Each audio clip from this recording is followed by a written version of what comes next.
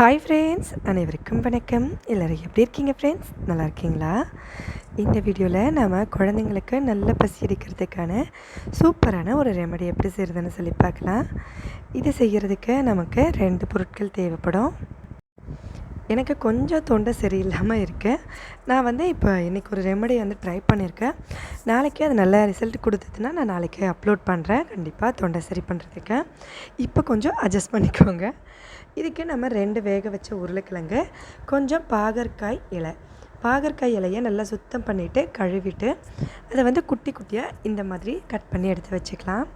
உருளைக்கிழங்கு நல்லா ஒரு 4-5 உருளைக்கிழங்கு போல் நல்லா வேக வச்சு தோலை உரிச்சிட்டு அதை மசித்து எடுத்து வச்சுக்கலாம். இப்போ நம்ம ரொம்ப ஸ்பீட் பண்ணிவிட்டு இந்த வீடியோவை பார்த்துடலாம்.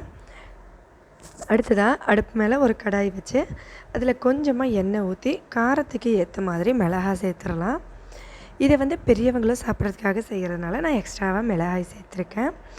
நீங்கள் குழந்தைங்க மட்டும் சாப்பிட்றாங்கன்னா ஒரு பாதி அளவுக்கு மட்டும் சேர்த்துக்கோங்க. இதில் கடுகு, சீரகம், வெந்தயம் இந்த மாதிரி நம்ம விருப்பப்படி ஒரு தாளிப்பை போட்டுட்டு கூடவே ஒரு வெங்காயம் சேர்த்துட்டு நல்லா கலந்துடலாம். வெங்காயம் நல்லா வதங்கின அப்புறமா இதில் தட்டின பூண்டு கூட சேர்த்துக்கலாம் வேணும்னா, இல்லைன்னா பரவாயில்ல, வாசனைக்காக இதை ஆப்ஷனல் மட்டும்தான். இப்போ நம்ம எடுத்து வச்சுருக்க பாகற்காய் நல்லா சேர்த்துக்கலாம். இலையை சேர்த்துட்டு நல்லா கலந்து விட்டுட்டு உருளைக்கிழங்கு நம்ம மசிச்சிடலாம். இலை ஒரே நிமிஷம் தான் குக் ஆகணும். அதுக்கப்புறமா நம்ம உருளைக்கிழங்கு சேர்த்துட போகிறோம். இப்போ இது நல்லா வதங்கிருச்சு. பாகற்காய் இலை நல்லா வதங்கின உடனே நம்ம ஏற்கனவே வேக வச்சு மசித்து வச்சுருக்க உருளைக்கிழங்குல கொஞ்சம் உப்பு சேர்த்து மசிச்சுக்கலாம். இப்போ அதை தூக்கி அப்படியே இதுக்குள்ளே போட்டுடலாம். உருளைக்கிழங்கு நம்ம இதோட சேர்த்துட்டு எல்லாத்தையும் ஒன்றா நல்லா சேர்த்து கலக்கி இறக்கி வச்சோம்னா சூப்பராக ரெடி ஆகிடுங்க. குழந்தைங்களுக்கு வீக்லி முடிஞ்ச 1 டைம் ஆச்சு செஞ்சு கொடுங்க. ரொம்பவே ஹெல்த்தியானது. குழந்தைங்க வயிற்றில் பூச்சிகள் இருந்தால் காணாமல் போயிடும்.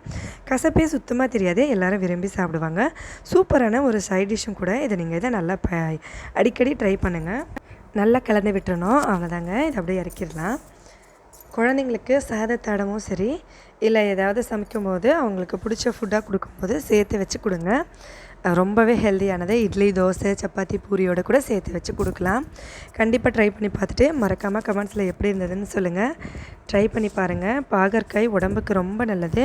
குழந்தைங்கள்லேருந்து பெரியவங்க வரைக்கும் எல்லாருமே சாப்பிடலாம். வீட்டில் முடிஞ்ச வரைக்கும் ஒரு வாரத்தில் 2 தடவையாச்சும் செய்யுங்க. குழந்தைங்களுக்கு ஒரு தடவை வாரத்தில் கொடுங்க. அந்த மாதிரி கொடுக்குறதுனால வயிற்றில் இருக்க பூச்சிகள் எல்லாம் வெளியேறிடும். கண்டினியூவாக குழந்தைங்களும் நல்லா சாப்பிடுவாங்க.